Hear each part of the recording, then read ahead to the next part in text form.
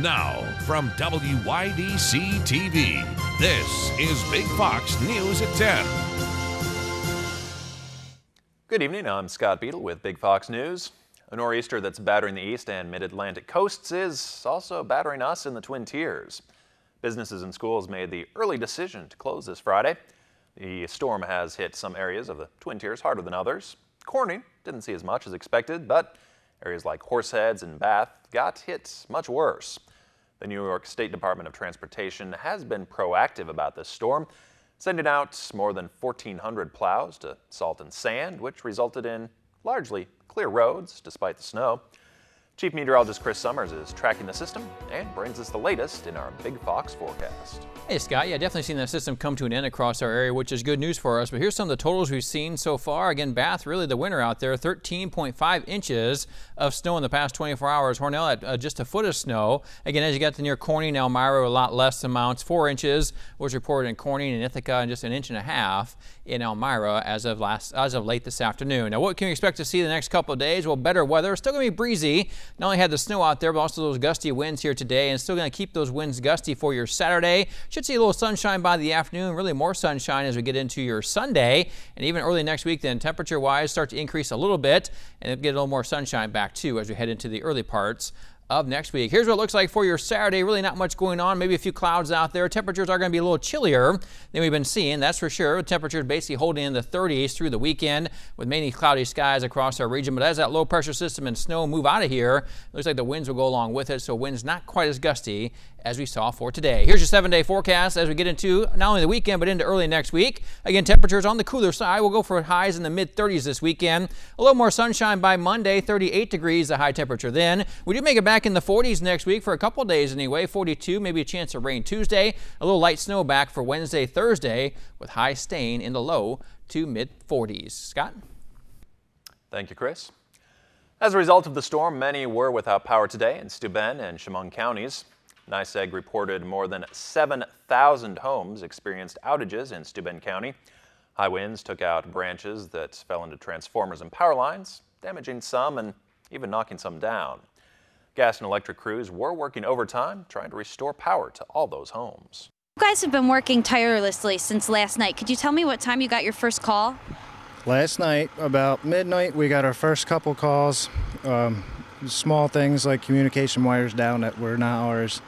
And we thought we were pretty good to go home, and then the calls started coming in. It's been pretty bad. Did you expect it to be this bad? What types of problems are you seeing?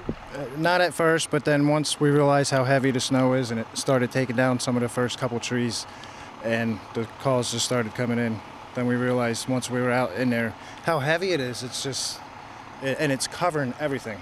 It's super heavy and it's just taking everything down. Trees are breaking and they're taking out any wire in its way. Hopefully not too many homes got damaged, or cars. So.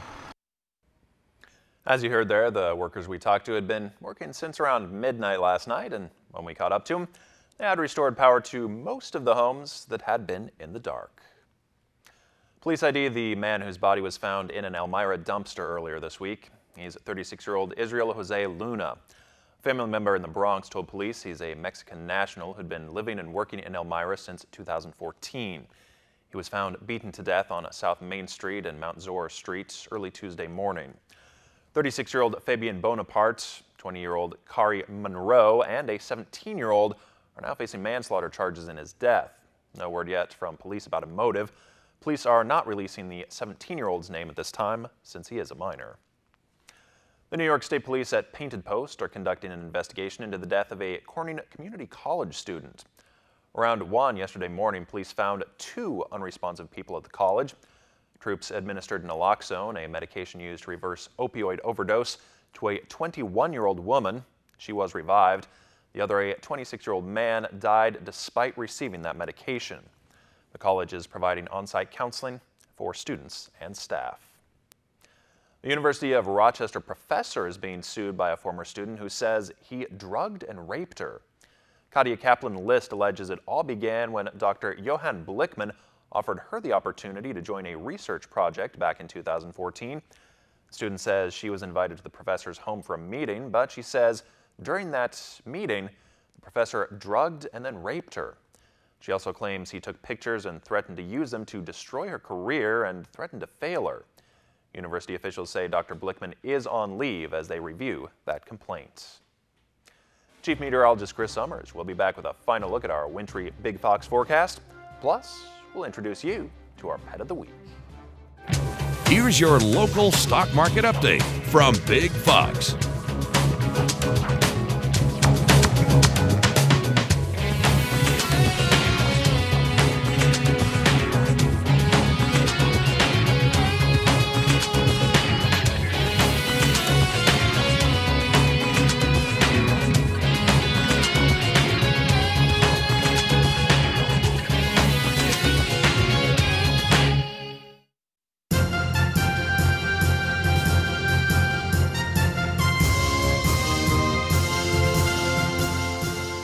Tanner's Paws in Corning has plenty of pets looking for their forever homes. Swiper is this week's adorable Pet of the Week. This is Swiper. He is a 1.5-year-old neutered rat terrier mix. He's a little shy at first, but once he gets to know you, he's extremely affectionate.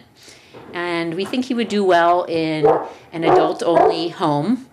Very eager to please and very loving. Just wants to be petted. Oh, he is a cute little guy, isn't he?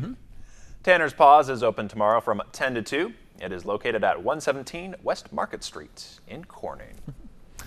And it's still going to be cold tomorrow. But, yeah, we're going to keep the cold weather around, but definitely going to have the snow moving out of here, which is good news. We'll see temperatures in the mid-30s here for the weekend, Saturday and Sunday. Maybe a little more sunshine coming back on Sunday, and those winds will die down a little bit too. Looking pretty good to start next week. 38 the high on Monday, mostly sunny. Another chance of some rain possibly in the forecast Tuesday, 42.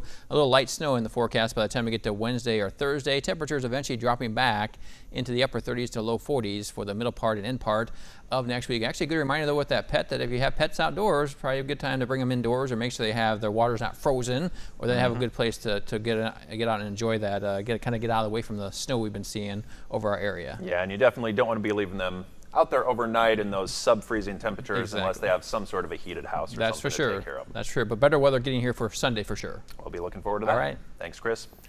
And thanks for joining us on Big Fox News. Have a great weekend.